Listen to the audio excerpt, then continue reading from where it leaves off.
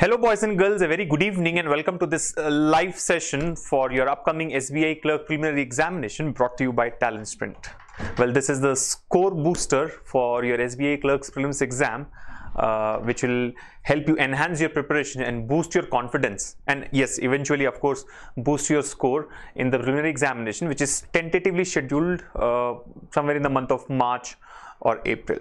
Right now, I see that a lot of you have joined the session already. Thank you for joining us. I hope all of you are in good health and your preparation is also in good health.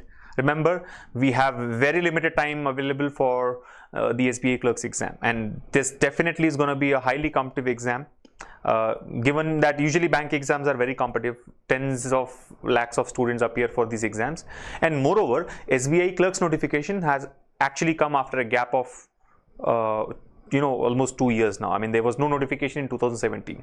So you must leave no stone unturned and make the most of this limited time available so that you can improve your chances of selection. And I think the only thing that I can suggest to you guys is to practice more. There's no other shortcut, right? The more you practice, the easier it gets.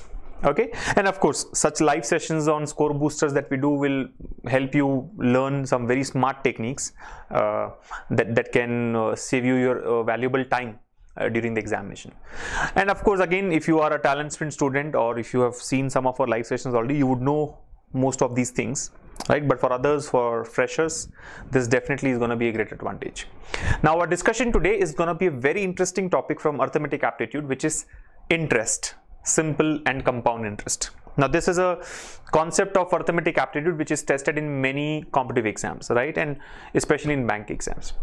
Now the kind of weightage that it has is just about 1 or 2 marks, but yes, you can save a lot of time if you know the smart way to solve questions based on interest, right? Basically, how to calculate interest, that's the question. How to calculate simple interest and how do you calculate compound interest. Now I'm not going to get into the details of what interest is, what's the difference between simple and compound interest, right, and the other basics and terminology related to this topic. I'm sure all of you know about it and you will learn it through our videos. So what I'll just focus on is how do you measure interest without using the formula. Like for example, if I ask you what is simple interest, I'm sure the most common response, and of course rightly so, that I would get is simple interest is PTR by 100, where P is the principal amount, T is the time period, R is the rate of interest, divided by 100. What is compound interest? Now here I know I have seen this many times so far. When I ask the formula for compound interest, usually students get stuck. They don't even know the formula, and those who know end up giving a wrong formula. However, even if you know the formula, which is P times of 1 plus R by 100 whole to the power of T minus P, I don't think it's the right way to solve the questions in the exam. So the point I'm trying to make is, think differently. Simple and compound interest is not about formulae. It's about the right concept. If you're thorough with the concept and if you can use your knowledge of percentages, then you will definitely be able to arrive at the answer really quick, really fast. Right? Remember, our last discussion was on calculations based on percentages. The last score booster that I had taken, of course, after that there was sessions on English and of course reasoning as well. But last score booster that was done on quantitative aptitude, we had discussed about percentage based calculations. Why was that? Because percentage based calculations are required in topics like simple and compound interest, profit and loss, etc. So if you use that knowledge of calculating percentages and combine that with the concept of effective percentage, you will be able to solve questions really quick. So let me quickly get into the discussion now and explain you how to measure simple and compound interest using a smart method, which I believe, and I'm sure this works, which I believe will get you the answer in about 10 seconds. Even if it is a compound interest based question, you will be able to solve it in about 10 to 15 seconds, right? So here we go. Now let me write the formula first, right? Like you all know, here the discussion is about simple and compound interest. Now there are a lot of concepts in this topic of simple and compound interest. We are discussing the basic concept of how to measure the simple interest and compound interest. Now SI, like you all know, is PTR by 100, P into T into R by 100, where P is the principal amount, T is the time period, R is the rate of interest. And CI, the compound interest, is calculated as P times of 1 plus R by 100 whole to the power of T minus P. Or if you take P common here, we get 1 plus R upon 100 whole to the power of T minus 1. Right? So that's the formula for compound interest. Of course, then there are formulae related to amount. See, amount generally refers to total amount in this topic. So amount is nothing but the interest plus the principal. Interest plus the principal. Yeah. So if he's asking you to find out the total amount in case of SI, you have to first calculate SI plus add the principal. Similarly, total amount in case of CI is the CI, interest here. Interest here can either be CI or it can be SI depending on the case, plus the principal amount. So these are the basic formulae which I'm sure all of you know. But how do you do it in a smart way, right? Like for example, take a simple case. Let's say the principal amount is 8,000 rupees. The principal is 8,000 rupees, right? So you have taken a loan of rupees 8,000. Now, time period to start with, I am considering time period of 2 years. We will look at how to deal with even more complex questions where time period is 3 years. So time period is 2 years and the rate of interest, for the sake of simplicity, let me say 10%. Now you have to calculate what is CI and what is SI here, right? SI is equal to what? And the compound interest is equal to what? I'm sure substituting the values, these three values in the formula here or here, will get you the answer. But is that the right way to do it? Not in my view. It takes a lot of time. While simple interest is easy to calculate using the formula, calculating compound interest using the formula will be very, very complex. Let's just check it if you want, right? CI will be equal to what? P, which is 8,000 into 1 plus R by 100, 10 by 100 whole to the power of 2 minus P, or minus 1 if you say. Yeah, then 8,000 into this, of course, is 1 by 10. So 1 plus 1 by 10 will be 11 by 10. 11 by 10 whole squared minus 1, which becomes 8,000 times of 121 by 100. But since it is minus 1, it becomes 121 minus 100 by 100. So these two zeros anyway get cancelled. 121 minus 100 is 21. 21 times of 80, right? 21 into 80. Then you simplify. So 20 into 80 is 1600. 1680 is going to be the final answer. Right? But do we really have to do so much of calculation or put pen on paper for, you know, this formula? No, this can be avoided. So how do we do it in a smart way? Simple. There is this concept of effective percentage which can be used. But before I get into effective percentage, let me explain you about simple interest. How do you calculate simple interest? It's very easy. The term itself tells you, right? It is a simple case. It's a simple calculation. What do? The rate of interest is 10% per annum. That means every year you are going to get 10%. For how many years? For 2 years. 10% per year. So in 2 years, how much do you get? 20%. 10% into 2, 20%. That's it. Simple interest is equal to 20%. Remember, we are calculating interest here in terms of percentage. 20% of what? 20% of the principal amount, whatever that principal amount is. What is 20%? What is the principal amount? 8,000. What is 20% of 8,000? 10% of 8,000 is 800, 20% will be 1600. So I can say SI is going to be 1600, 20% of 8,000, which is 1600. Now the question is, how do you calculate compound interest? Now, compound interest has to be calculated in this fashion. I am directly giving you the formula, which is A plus B plus AB by 100. Now there's a very, very important concept. In my view, the only shortcut that you should ever learn, at least from arithmetic aptitude, is this: A plus B plus AB by 100. Everything else is a useless formula which can be avoided, right? Compound interest is equal to A plus B plus AB by 100. Now what is this A plus B plus AB by 100? This actually is the concept of effective percentage. I'm not getting the details here.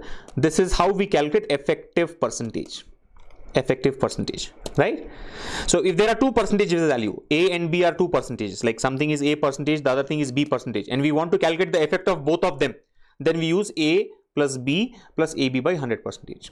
A plus B plus AB by 100%, where A and B are two percentage values. Now this concept of effective percentage has got a lot of applications, many applications, of which compound interest is one of them. Are you able to follow? There are many applications, compound is one of them. This effective percentage concept, let me tell you, can be used in profit and loss, can be used in data interpretation, can be used in time and work, can be used in time and distance, and many other topics, mensuration and whatnot, right? So A plus B plus AB by 100. Now the question that arises is, what are A and B? What are these A and B? Simple. Let me clear and get some space to write this. What are A and B? A and B are nothing but the rates of interest for first year and second year respectively. the rates of interest for first year and second year. Yeah. So A here is equal to the rate of interest in the first year. What is B? B is the rate of interest in the second year. Now, if you look at the values given to us, what is the rate of interest for first year? He has just mentioned that the rate of interest is 10% per annum and the time period is 2 years. Has he mentioned anywhere that the rate of interest is changing? No. So which means the rate of interest for the first year is 10%, for the second year is also 10%. That's it. So A is equal to 10 and B equals to 10. And most of the cases, usually A is equal to B. Usually A and B both are same. Both are 10 and 10. So what will be the compound interest? Can you tell me now? It will be 10. A is equal to 10. B is equal to 10 plus 10 into 10 by 100 percentage. So 10 plus 10, 20. This is 1. 20 plus 1, 21. 21% of what? Of the principal amount. Remember, in case of simple and compound interest, the percentage is always on the principal amount. The percentage calculation you do is always on the principal amount. So 21% of 8,000 rupees. 21% of 8,000. What is 21% of 8,000? 20% of 8,000 is 1,600. We have already done this calculation. I mean, we know that 20% is easy to calculate. 1,600. What is 1%? See, this is what we had discussed in our last score booster, right? 21% is not 21%. It is 20% plus 1%. 20% plus 1%. So 20% is 1,600. 1% is 80. 1,600 plus 80, 1,680. 1,600 plus 80, 1,680. So that's your answer. 1,680 is your answer. Are you able to follow? Very, very simple and very, very easy to apply. All you have to do is practice a few questions, right? Let's take a few more examples, right? What is it? Simple interest is simple. A plus B, where A is the rate of interest of first year, B is the rate of interest of second year. Compound interest is not so simple. There you have to take A plus B, which is anyway there, plus AB by 100. Now this concept of A plus B plus AB by 100 is called effective percentage. Now, when we know that both A and B are equal, why do I have to take a formula like A plus B plus AB by 100? Why can't I take A plus A into A by 100? Make it even more simpler, no? 2A plus A square by 100. No. It is better if you know the basic concept, the original concept. Original concept is A plus B plus AB by 100. If I want to make it look even more simpler, I can say 2A plus A square by 100 is a shortcut formula, where A is the rate of interest. Or 2R plus R square by 100. You understand? 2R plus R square by 100. But I don't want you guys to get confused in future. Simple. Sometimes he can say that the rate of interest for first year is 10%, for second year it is 15%. Then the formula 2R plus R square by 100 will not work. Then you'll have to go back to the original concept, A plus B plus AB by 100. So simple, A and B are 2 percentage values. You have to calculate the effect of these two together. Use A plus B plus AB by 100. Like I said, this concept is applicable in many other cases. What all are the cases, you will get to know once you look at all our videos. But then compound interest is definitely one of these cases, right? Now, understand, calculation is also very easy. I'll come back to these questions. I know a lot of you will now be thinking, what do we do for 3 years? 2 years, fine, A plus B plus AB by 100. But what do we do for 3 years? Before we look at that, let's take a few examples. So, let's say the rate of interest is 12% per annum. Rate of interest is 12% per annum. Time period is 2 years. What will be the simple interest? 12 plus 12, 24%. That's it. 24% of the principal amount. I told you, calculation is your lookout. See, I have always been telling you that you have to be strong in calculations. If you're not strong in calculation, any amount of shortcut formula, any number of shortcut formula or techniques is not going to help you. So calculation is definitely the tool that you have to sharpen, right? You have to work on your numerical skills. Given that, these concepts will make it even more easier for you. So 12% per year, in 2 years it's going to be 24%, right? But how do you calculate compound interest? Don't worry. Forget about the formula. P into 1 plus R by 100 all to the power of T minus P. Not required. What do we do? A plus B plus AB by 100. Easy to apply. You see, A is 12, B is 12. So 12 plus 12, 24, you know. Easy to calculate. What is the third term? AB by 100. AB by 100. A is 12, B is 12. 12 into 12, 144. 144 by 100. 1.44. You already have 12 plus 12, 24. 24 plus 1.44. 25.44%.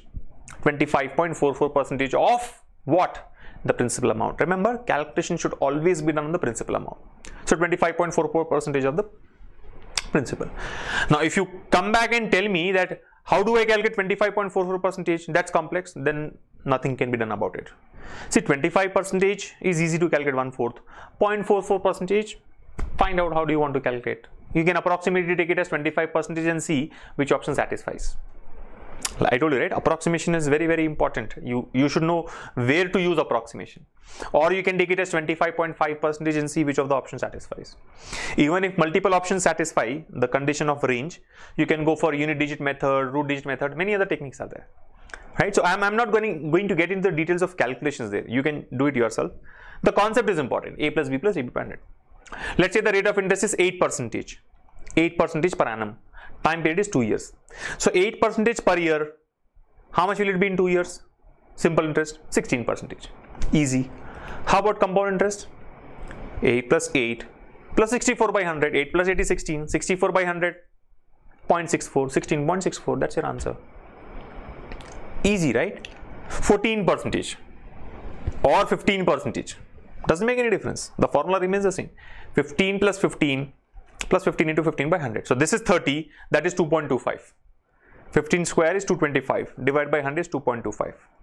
So 30 plus 2.25, 32.25. I know that if the rate of interest is 15% per annum and time period is 2 years, then your answer is going to be 32.25% of the principal amount, which is the compound interest. Similarly, if the rates are not equal, use the formula. For example, let me just go back to the video and explain this to you. Like for example, let's say the rate of interest in the first year he says is 10%. Rate of interest in the second year is equal to 20%. What is CI? What is SI? SI I don't have to tell you. SI is equal to 10 plus 20, 30%. Of what? Of the principal amount. Don't worry about that. How do you calculate CI? Same formula. 10. This time it is not 10 again. It is 20. 10 into 20 by 100. So this gives you 2. And this is 30, 32% is your answer. You're able to follow. Let's say the rate of interest is 14% per annum. 14% per annum and time period is 2 years. What is CI?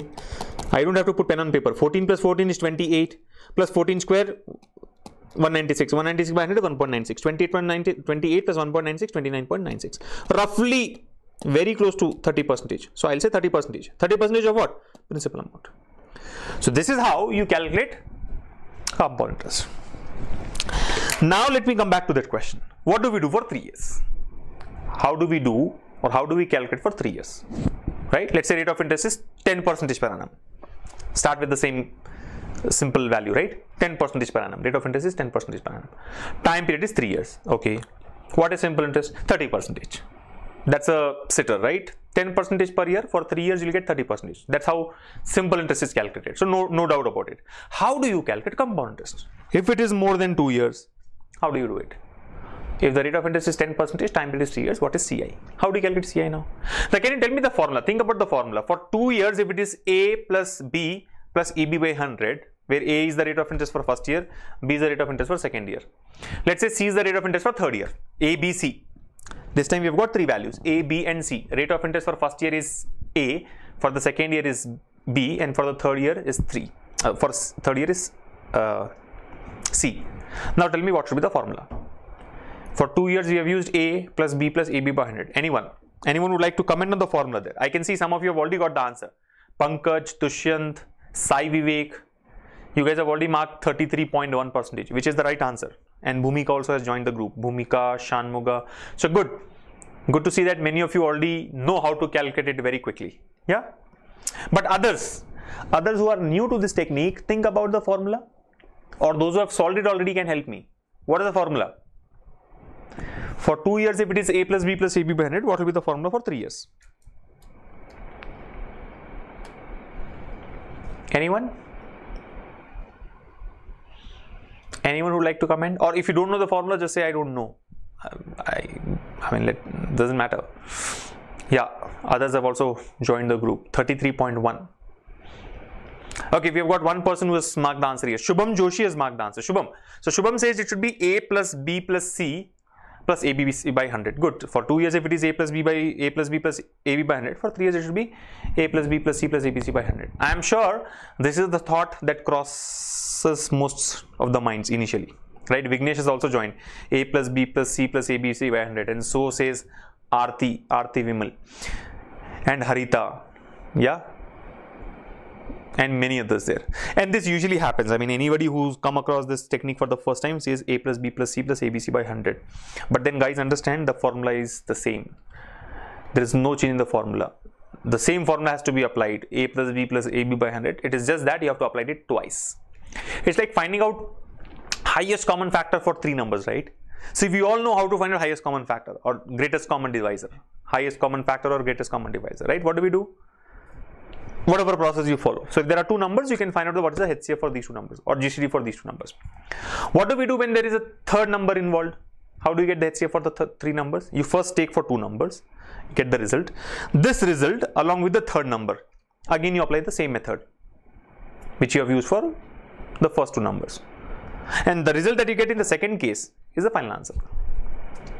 That's what you have to do here also. A plus b plus ab by 100 is a formula. Use it twice. First apply it to two percentages, you'll get a result. Then take this result, take the third year's percentage, again apply a plus b plus ab by 100.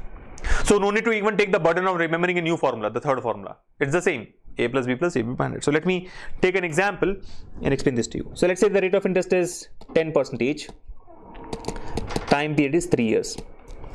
What is simple interest? It is simple. 10 plus 10 plus 10, 30%.